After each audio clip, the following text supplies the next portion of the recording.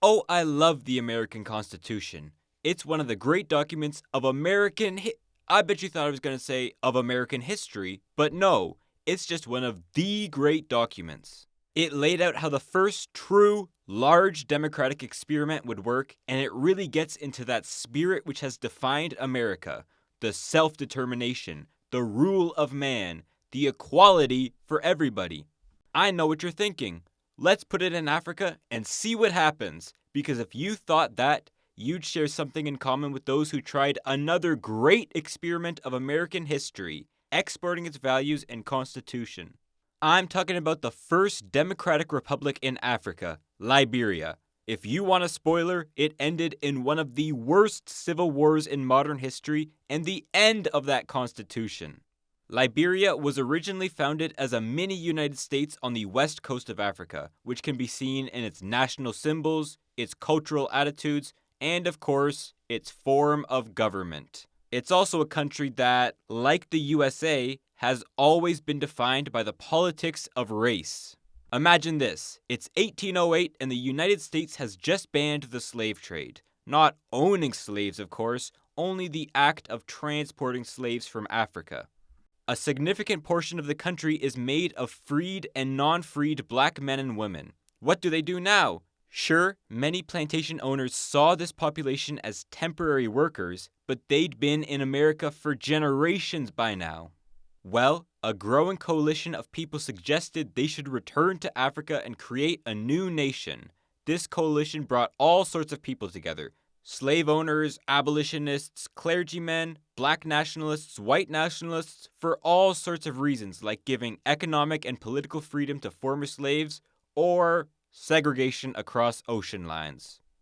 Not even a decade after the slave trade's ban, the American Colonization Society was formed, a group dedicated to the colonization of Africa, aka the resettlements of black Americans to Africa. And it got some pretty big names to join: Henry Clay, Richard Kane, Daniel Webster, Bushrod Washington. Okay, you might not know them, but I swear they were important guys. You might know Presidents James Madison and James Monroe, though, who were both leading figures in the ACS. Him, while he was president. So this idea had a lot of institutional support within America, with Congress even offering $100,000 for the establishment of Liberia. The first ship to sail over to Africa landed here on Sherbro Island in 1822 with a whopping 86 people on board. Over the next few decades, more and more ships would come over to this area on the West African coast to create their own settlements, buying land from and warring with local tribes. For example, this strip of land was traded from a Gola leader for the price of about $300. And by traded, I of course mean traded at gunpoint. So there is this situation in which black Americans settled on the coast in what would become Liberia's cities, along with some immigrants from the Caribbean and repatriated slaves from captured slave ships, and then local and tribal peoples in what was called the hinterland. In modern Liberia, 16 are officially recognized. Throughout Liberian history, this first group, which would be lumped together as Congos or Americo-Liberians, only made up around 5% of the total population, yet would have almost complete political and economic control of the country. That's because initially the country was founded only for the Americo-Liberian settlers, which there are only a few thousand of. The mass exodus of black Americans to these settlements never happened, especially after the end of the US Civil War. So, to make up some size, the ACS merged with some other colonization societies, like this one from Maryland, who joined after they were aided in fighting a war with the native Crew and Grebos. In 1838, the Commonwealth of Liberia was created to govern all of these individual settlements on the coast. This settlement, Christopolis, would be renamed to Monrovia in honor of US President James Monroe and become the political center for the settlers. Even today, around a third of Liberians live in and around Monrovia. But ironically, because of Monroe's doctrine of separating the hemispheres into zones of American and European interest, Liberia struggled to get American support after its establishment. The towns struggled to raise the revenue needed to, well, build their cities and fight the tribes which they were constantly at war with. Most of the money they got came from duties, but the British, which had also set up an ex-slave state next door, claimed that Liberia was a society or company or something, definitely not a government. Therefore, they had no authority to collect taxes. So, in 1847, the families of the coast banded together to declare independence from the ACS. They would found the country of Liberia, the first democratic republic in Africa, modeled largely on where many of them came over from, the United States. The Constitution of Liberia was based largely on its parent copy. It established a legislative branch with an elected Senate and House of Representatives, a president who holds supreme executive power, and a judicial branch with an American-style Supreme Court. The Declaration of Rights is filled with American classics like all men are born equal, all power is inherent to the people, and it's even got a We the People reference in its preamble. Some old throwbacks like you have to be a 21-year-old man with property to be able to vote. And some new hot takes like there shall be no slavery within this republic. There's one small provision tucked away in the miscellaneous editions, though. Pull up Section 13. The great object of forming these colonies is to provide a home for the dispersed and oppressed children of Africa. None but persons of color shall be admitted to citizenship in this republic. Liberia was created only for Americo-Liberians. It says it right there in the Constitution. It also says in sections 14 and 15 that you can't buy land from Native Africans, and the improvement of native lives is an object of the government. However, neither would become true. The hinterlands were ruled fairly autocratically by president-appointed paramount chiefs alongside Americo-Liberian district commissioners, creating what was essentially two separate legal systems, economies, and societies. The Americo-Liberian population spent the next century and a third monopolizing all the power in Liberia.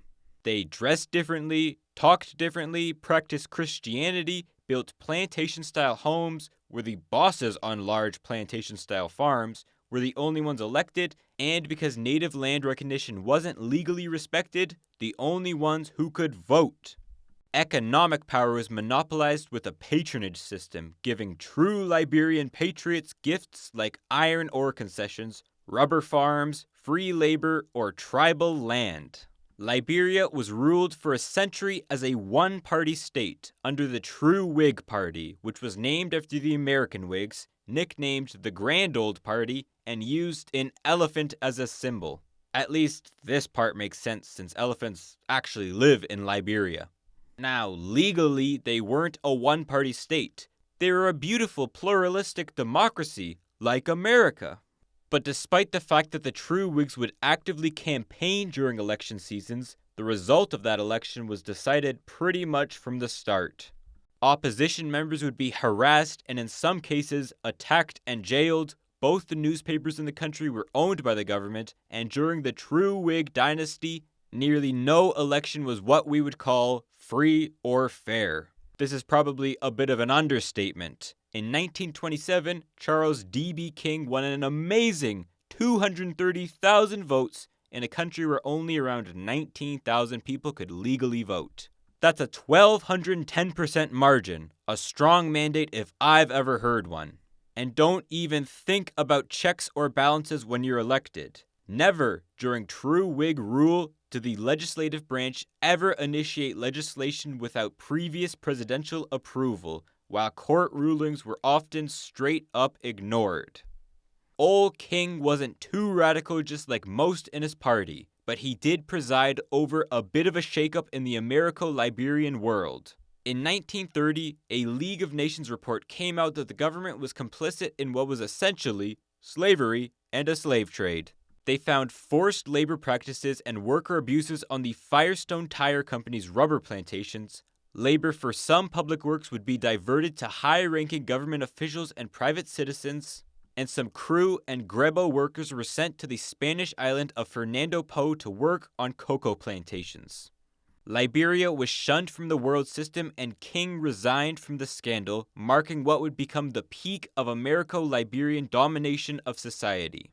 The president, not after him, but the one after him, was Liberia's longest-serving and most transformational, William Tubman. His open-door policy flooded the country with foreign investment, which promised to develop the whole country with modern infrastructure, though, to be fair, did help Americo-Liberian businessmen the most, who could benefit from fancy roads to new plantations. And his unification policy was aimed at bringing tribal members into Liberian society. In 1945, the Constitution expanded the right to vote not just for property owners, but hut owners as well, since tribal land was only recognized to be in the name of the paramount chief. This gave the three hinterland provinces a whopping 6 out of 39 House seats, whereas before they had to pay to get a non-voting House member in. Native Liberians were brought into government jobs and even the armed forces, although even in the government still traditionally worked more grunt labor jobs. Making the country institutionally stronger, maybe. Institutionally weaker, perhaps. Institutionally different, yes, and a major vibe shift for sure. And still, the trajectories of these two different people were too far gone after decades of neglect towards the tribes. In fact, many resources came from the hinterland, land and labor, but also with the introduction of a hut tax, financial and food resources as well. This would be enforced through armed troops, the frontier force which fought many uprisings throughout Liberian history. Often, they'd live off the land, staying alive through the pillage of local villages. William Tubman, great reformer, died in 1971, succeeded by William Tolbert, okay reformer. It was during his presidency when the entire Americo-Liberian system came to a collapse. The first sign of instability was when he raised the price of rice by 50%, both as a means to try to develop the interior and because his family owned the rice monopoly, but this ended in student, then national riots, the rice riots. It's usually a good barometer that a country is unstable when cities get burnt down from increased food prices rather than, what we do now. Tolbert was out within a year of these protests, not by resignation, but by bullet. Who was in? Samuel Doe, who orchestrated the coup, executing him and 13 members of his government. One thing about Sam is he was Kron, not Americo-Liberian, and his gang was made of disgruntled tribal members who joined the previously all Americo-Liberian armed forces. While many in the outskirts were excited to have an indigenous leader, hoping for some sort of deep change in the country's political system, it became pretty clear just a few years into his reign that he was going to do exactly what the true Whigs did, just for the Crown instead. Another coup attempt was carried out by Thomas Kiwankpa, who failed, was mutilated by Doe's guards, and dragged through the streets of Monrovia. Doe became increasingly paranoid and autocratic, persecuting members of the Gio and Mano tribes for their supposed role within the plot. As Americo-Liberians fled, bringing suitcases full of hard currency with them, Krons moved en masse to the capital, and in something straight out of Animal Farm, military and government roles were filled with Kron loyalists. Nothing was going to change under Doe's leadership, so the country remained unstable and ripe for yet another coup. This time it was led by Charles Taylor, who was only half Americo-Liberian. He'd previously worked with Doe's government, but was exiled to the US after being accused of stealing around $900,000 from him. In America, because the government supported Samuel's anti-communist position, there was enough diplomatic sway to get him jailed. But somehow, he escaped to be trained in Gaddafi's Libya, sent to Cote d'Ivoire, and started a march on the capital, officially starting Liberia's civil war period, which wouldn't fully end for 14 years with Charles's next exile. Charles led the National Patriotic Front of Liberia through Nimba County, where he picked up huge support, being the people most targeted by the Doe regime massacres.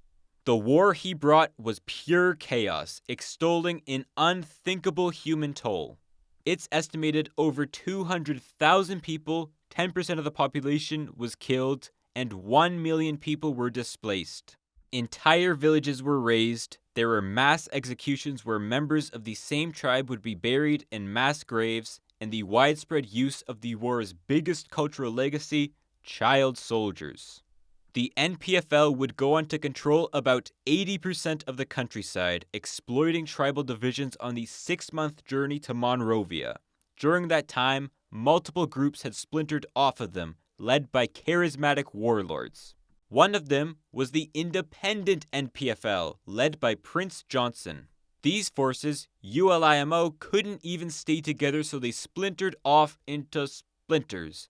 ULIMO K and ULIMO J split along, who would have guessed it, ethnic lines, Mandingos and Krans. And in total, there were 7 factions throughout the war. All of these, along with the Liberian Peace Council, Lofa Defense Force made to protect themselves from Mandingo attacks, and Samuel Doe's Armed Forces of Liberia. It seemed like no other intergovernmental organization was going to stop the conflict, so the Economic Community of West African States tried to intervene through their peacekeeping force, ECOMOG. Their goal was to contain the conflict within Liberian borders for one, but also, of course, to keep the peace. Monrovia had degenerated into a ghost town with looting, killing, displacement, and just general chaos. And throughout this whole ordeal, Samuel Doe was cooped up in his executive mansion, waiting for the inevitable.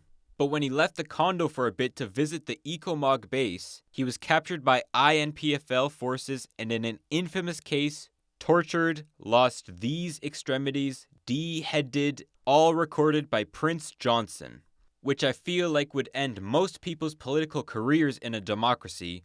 But Prince was an elected senator until his death in 2024. ECOWAS had finally been able to get the parties to sign a couple of ceasefires. Now, the factions, after a decade of fighting, had been able to come together to create a lasting peace. What the country needed now was trust building, to rebuild its institutions, and a way to mend all the damages that were caused to each other. So, Liberia held its first fair election, possibly in its history, and who won? Oh, Charles Taylor won, in a massive landslide. Yeah, there's no trust to be built by this. Many Liberians voted for him because they believed fighting would continue unless he won the election. You know, 'cause he started the Civil War and all. In fact, one of the more infamous slogans from his campaign was, "He killed my ma, he killed my pa, but I'll still vote for him." Taylor quickly created an authoritarian regime, just like his predecessors, limiting political freedoms, especially of his less favored ethnic groups, and the economy was not the greatest, as you can imagine, after all the businesses were literally destroyed. The inequality and poverty wasn't magically fixed by the election, and Liberia again slipped into war. This time attacked from the north by the Liberians United for Reconciliation and Democracy, LURD. The only thing on their agenda, Taylor must go. They then dropped a LURD turd on the country by doing what Charles had done 10 years before, picking up popular support in the outskirts and marching on the capital. By 2002, they were nearly outside of Monrovia. But like before, LURD split and the MODL launched attacks from the southeastern counties on both LURD territory and the government. This second round wouldn't end until Charles Taylor left. That was the whole point, right? And the pressure was too much for him by 2003 when he fled to Nigeria. 3 years later, after his capture at the Chad border, Charles Taylor became the first head of state since the Nuremberg trials to be indicted and arrested with war crimes and crimes against humanity for his role in the Civil War, as well as his support for Sierra Leone's blood diamond trade, and all these other things. Since 2011, he has been living here in a British prison cell. So at least that's a good ending. One of the themes of the Civil War period was the attempt of tribal leaders not to change how ethnocentric Liberian society was, but just to place their group in charge of the country. First, the Americo-Liberians built a completely unequal society under true Whig Party dominance. Then the Krans took over for a decade with Samuel Doe's coup. The the Gios, Manos, Mandingos tried in the Civil War, and the Lofas in the Second Civil War. Although it's done a much better job at keeping peace and ensuring freedom for most of its citizens, Liberia's history still haunts the country. By per capita output, Liberia is the poorest country on the West African coast, even lower than countries who went through similar situations like Sierra Leone and Côte d'Ivoire. Since 2006, it's practically been a brand new nation than the one that was originally founded 2 centuries ago. The one only for Black American settlers and freed slaves. That is unfortunately the definition of a failed state, and it's safe to say after all these years that the great experiment in exporting the American government to Africa has failed. If you enjoyed this video, please do subscribe. It's free and the robots in YouTube's algorithm really do gobble it up. And consider checking out this video next. How Borneo became the only island on Earth split by 3 different countries. Thanks.